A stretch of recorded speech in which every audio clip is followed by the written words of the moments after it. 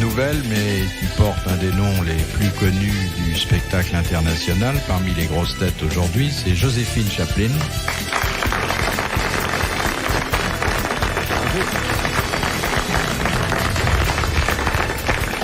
Voilà, je suis très content que vous soyez parmi nous. Un peu étonné aussi que vous ayez accepté une invitation qui ne va pas sans risque de plaisanterie. Parce qu'elle est sourde. Elle est malentendante. Vous comprenez, Philippe? Alors, vous voyez déjà tous les dangers qui elle n'a pas entendu parce qu'elle se marre. Non, j'ai accepté parce que ça fait 1 an que je fais la cour à Olivier et puis qu'il me fuit. Alors, j'ai pensé que le seul moyen de le revoir, c'était de venir ici. Ah, parce que... Faites la cour, ma petite. Ah. Bah, oui. C'est pas une mauvaise idée, si on a un peu d'argent. Oui, argent en espèces ou chèque certifié. L'amiral a quand même les idées. Un navigateur ne voit que sur le liquide. Merci. Alors d'autres dames pour entourer celui que je vais vous présenter à la fin, parce que je le garde toujours pour la bonne bouche, d'ailleurs le plus mal embouché. Qui c'est la bonne bouche ce soir? Un retour, celui de Christine Fabrega.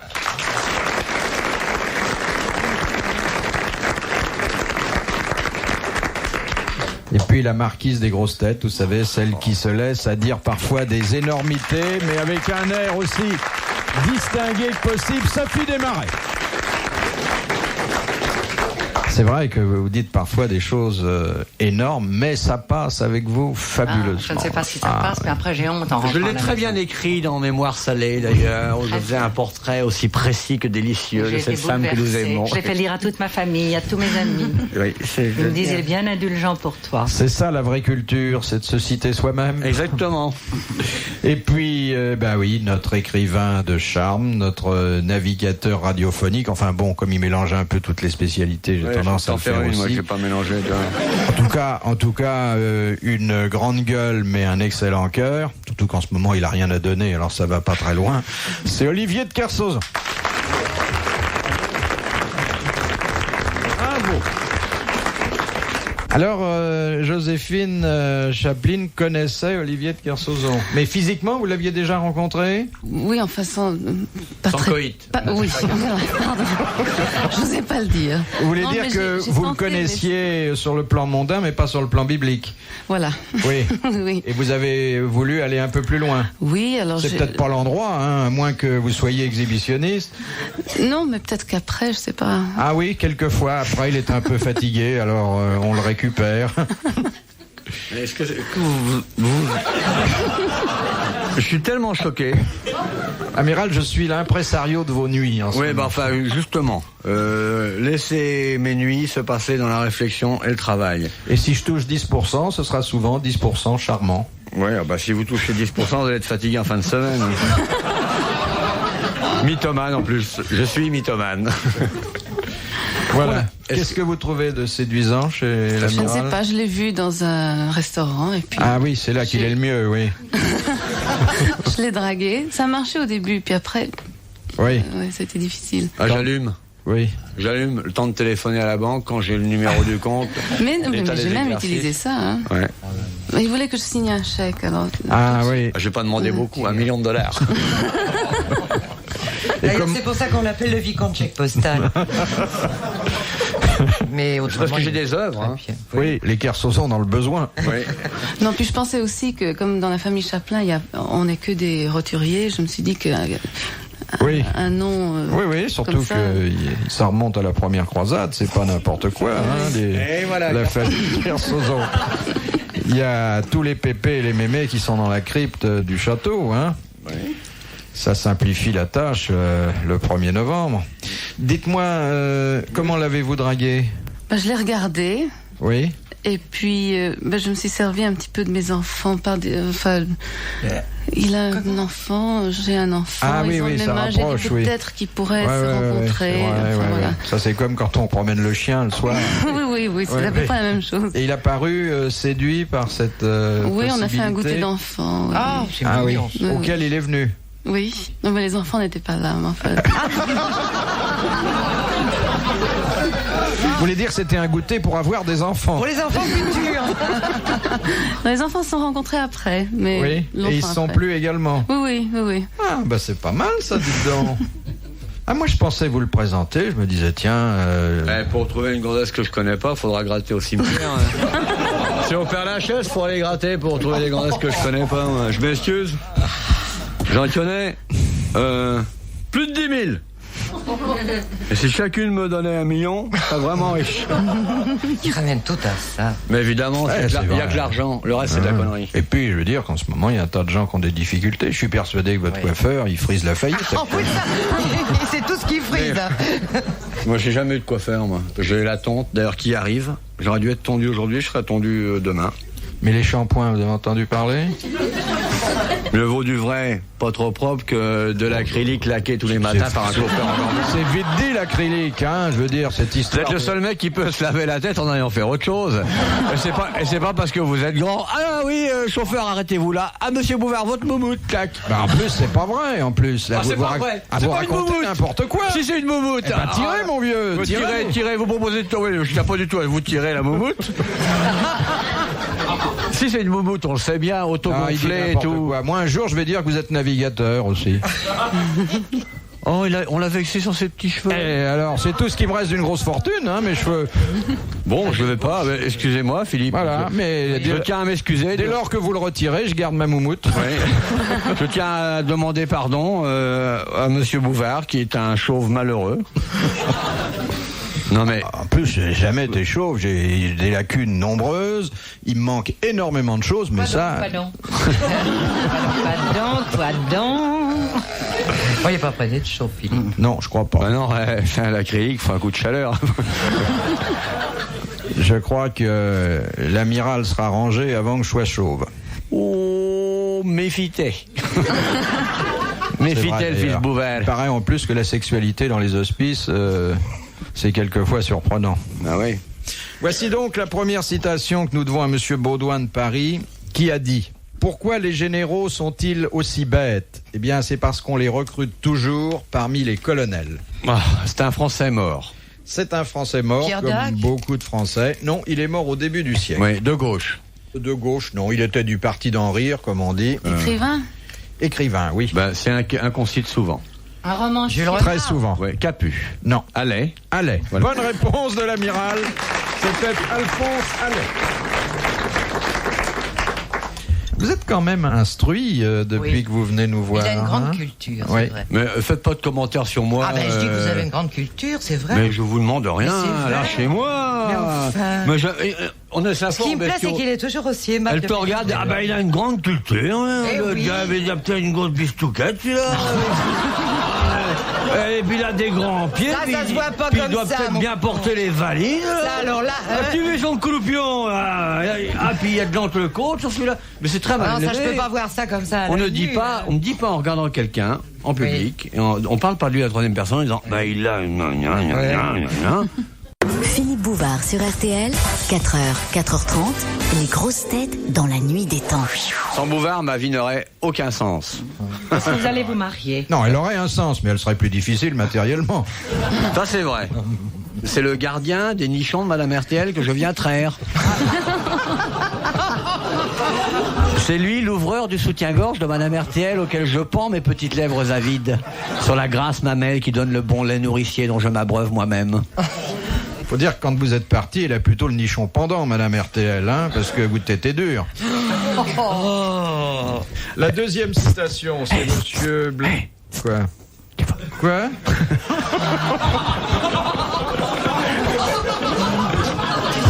Qu'est-ce qu'il a fait? Non, il nous renseigne sur l'état de ses états. Non, je te demande justement si toi... Amiral.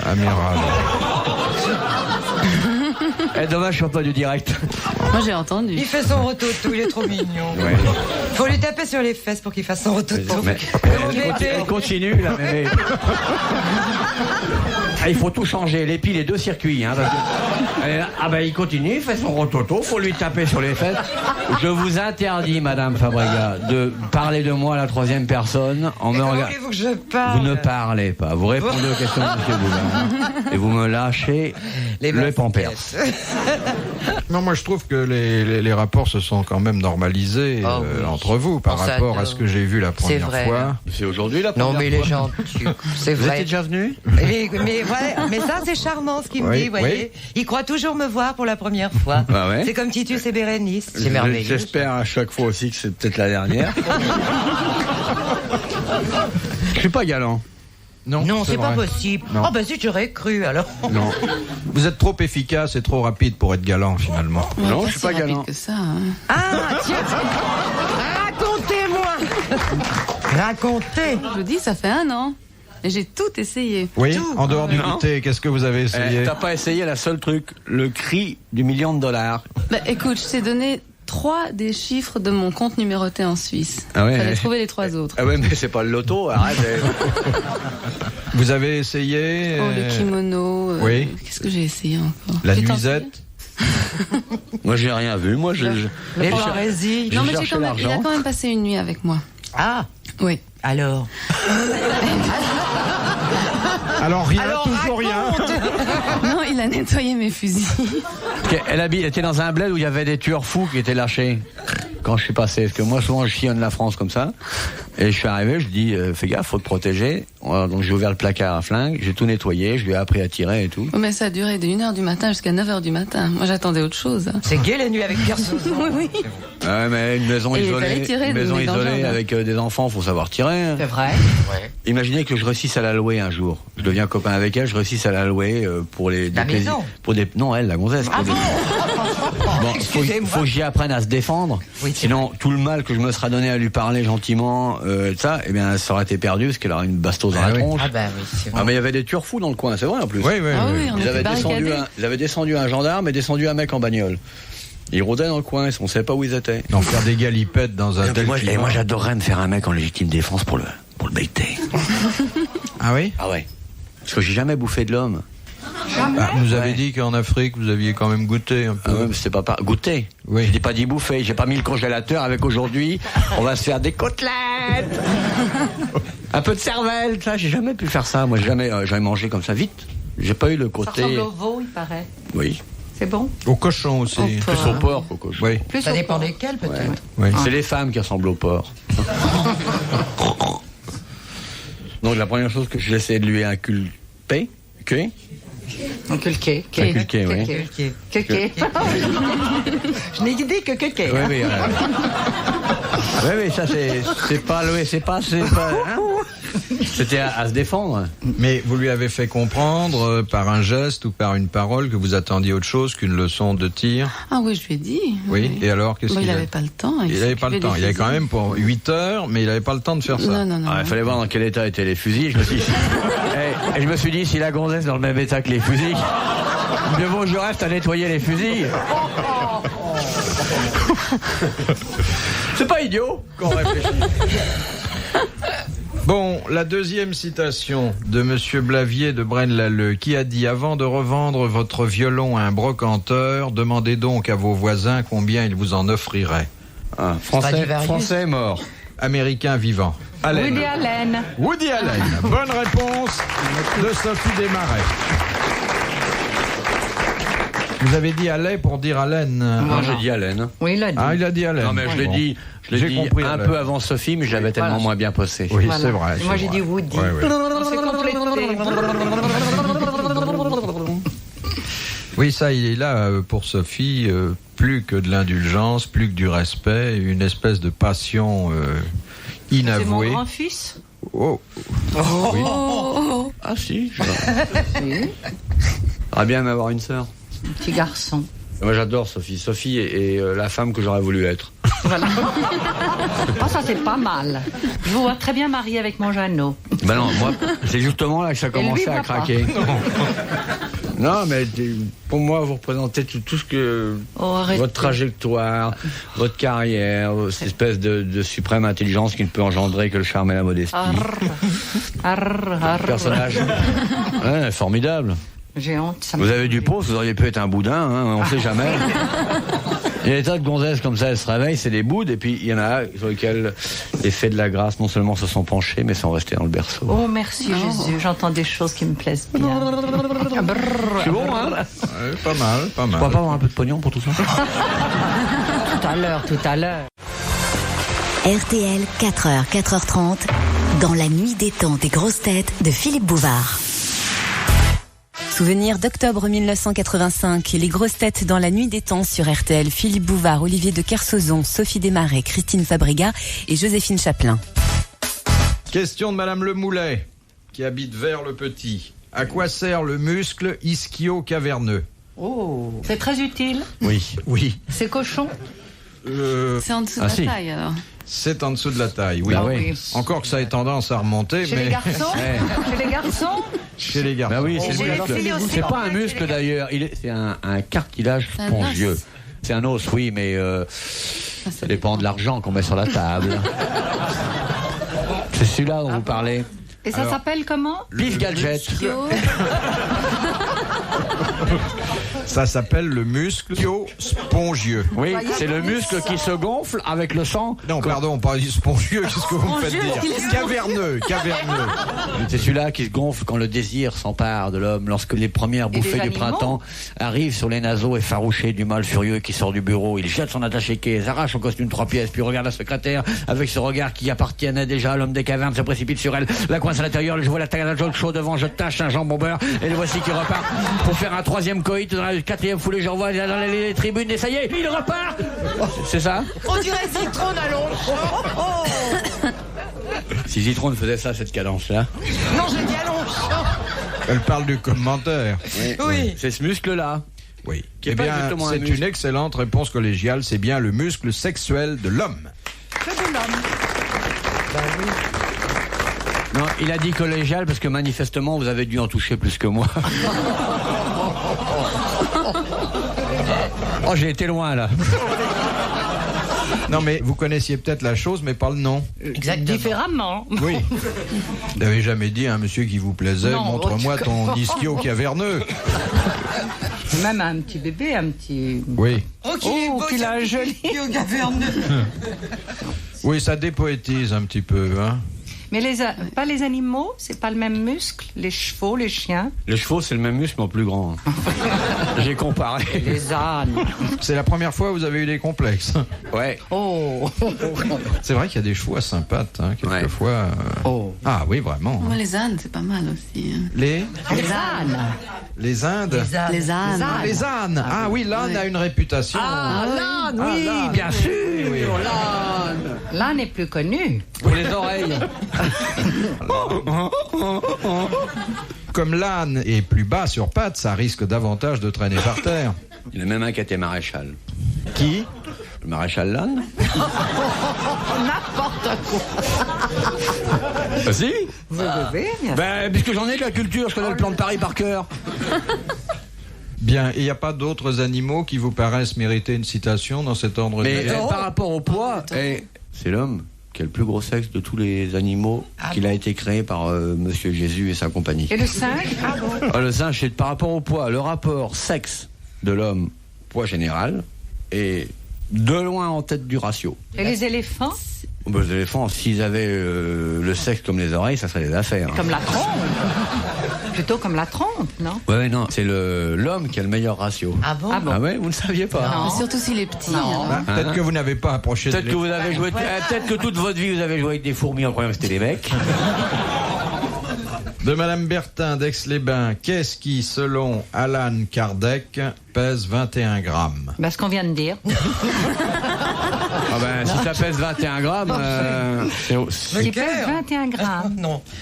Je vous rappelle qu'il s'agit d'Alan Kardec. Oui. Vous savez peut-être qui c'est? Non, moi pas. Non.